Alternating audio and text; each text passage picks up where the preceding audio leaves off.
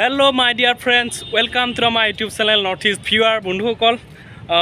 মানে হঠাতে বনালো ভিডিওটো ভাড়া মাৰি আছিল ডিউটিত আছিল কিন্তু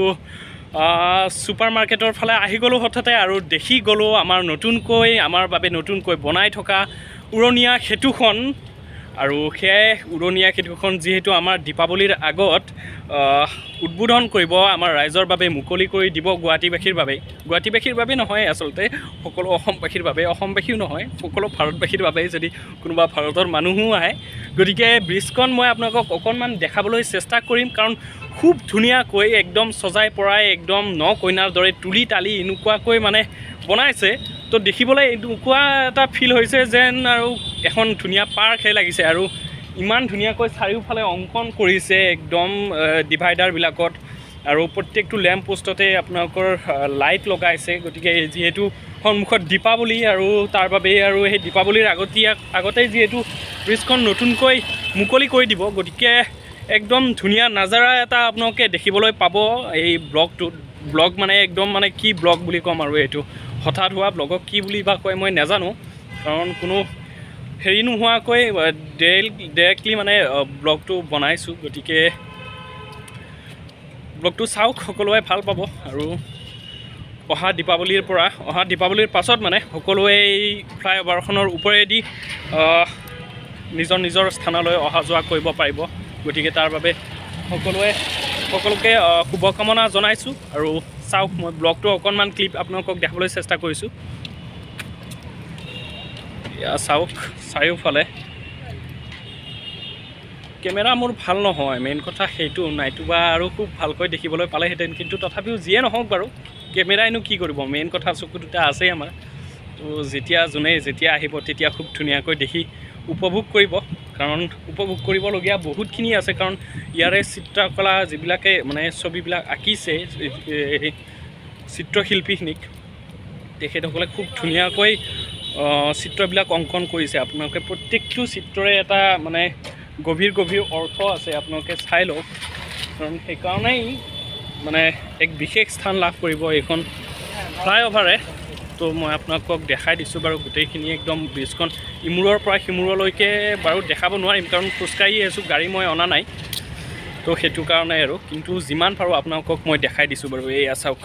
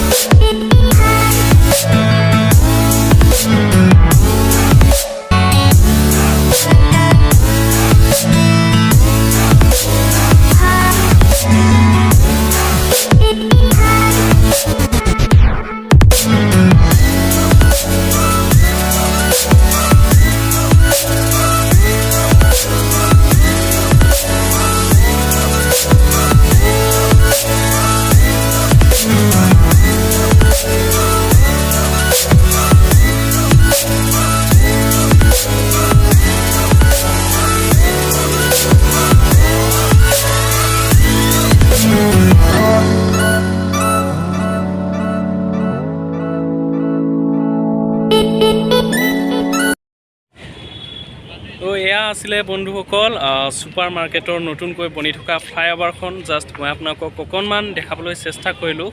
খুব ধুনীয়া আপোনালোকে নিজে দেখিবলৈ পাইছে খুব ধুনীয়া লগা হৈছে একদম ন কইনাৰ দৰে একদম সজাই পৰাই ৰাখিছে কাৰণ দীপাৱলীৰ দিনাখনে হয়তো সম্ভৱ এই ফ্লাইঅভাৰখন ৰাইজৰ বাবে মুকলি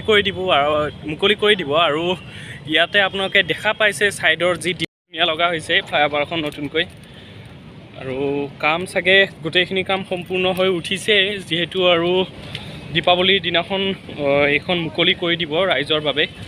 গতিকে ৰাইজে অন্ততঃ এতিয়া কিছু সকাহ পাব কাৰণ আজি 1.5 বছৰ ধৰি পেলাই যি এইখিনিত ছুপাৰ মাৰ্কেটত এতিয়া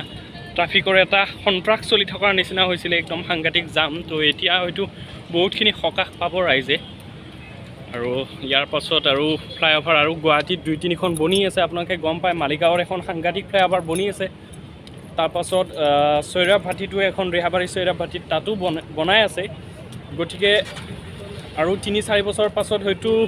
ট্ৰাফিকৰ হেৰিটো বহুতখিনি কম হৈ যাব, কিন্তু তেতিয়ালৈকে আমাৰ ৰাইজে অকণমান হয়তো কষ্ট খাব অলপমান ট্ৰাফিকৰ ক্ষেত্ৰত। মালিগাঁও ছাইডেতো বৰ্তমান সাংঘাতিক ধৰণৰ ট্ৰাফিক হৈ আছে। আৰু একো নাই, অকণমান ডিচিপ্লিন কৰি গাড়ী চলালে হয়তো অকণমান কম হ'ব। মেইন কথা আমাৰ মানুহবিলাকে ইমান ডিচিপ্লিন কৰি গাড়ী নচলায়, যাৰ বাবে ট্ৰাফিকটো আৰু বহুত বেছি হৈ যায়। তো সেইটোৱে। তো আপোনালোকক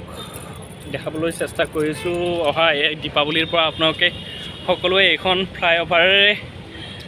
অহা যোৱা কৰিব পাৰিব, যিবিলাক মানুহে খানাপাৰা ছাইড বা লাষ্টগেটৰ ফালে যায়। গতিকে তেওঁলোকৰ বাবে অতিকৈ সুখবৰ, আমাৰ বাবেও সুখবৰ। আমি দিনটো যিহেতু গুৱাহাটীত এনি টাইম ভাড়া মাৰি থাকোঁ, গতিকে আমিও কেতিয়াবা ভীষণ হাৰাশাস্তি হয়, আমিও কাষ্টমাৰৰ গালি শুনিবলগীয়া হয়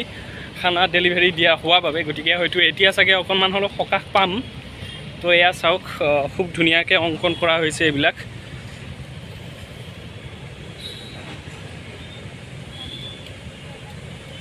আৰু চবতকৈ ডাঙৰ কথা, এই শিল্পীখিনিক সঁচাকৈ এটা চেলুট দিবলগীয়া কথা, কাৰণ ইমান ধুনীয়া অংকন মানে আমাৰ মাইণ্ডত নাহিব। আৰু এইটো স্পেচিয়েল সনৰ মানুহৰ গাত থাকে, তেখেতসকলে খুব ধুনীয়াকৈ আঁকিছে। গতিকে তেখেতসকলক মোৰ ফালৰ পৰা এটা চেলুট আৰু ধন্যবাদ দিম। আৰু ৰাইজখিনিক আকৌ এবাৰ অনুৰোধ কৰিম যাতে কোনেও এই ফ্লাইঅভাৰখন লেতেৰা নকৰে, পিক পেলাই কিবা পেলাই হওক বা, কাৰণ বহুত বেয়া লাগে। কাৰণ এইখিনি বস্তু আমাৰ সংস্কৃতি বস্তু, আমাৰ জাতিৰ বস্তুৱেই ইয়াত বেছিভাগ অংকন কৰা হৈছে। যদি এইখিনিৰ ওপৰতে যদি আমি থু খেকাৰ পিক পেলাই লেতেৰা কৰোঁ, তো নিজৰ জাতিটোক আমি নিজে অপমান কৰাৰ লেখীয়া হ'ব।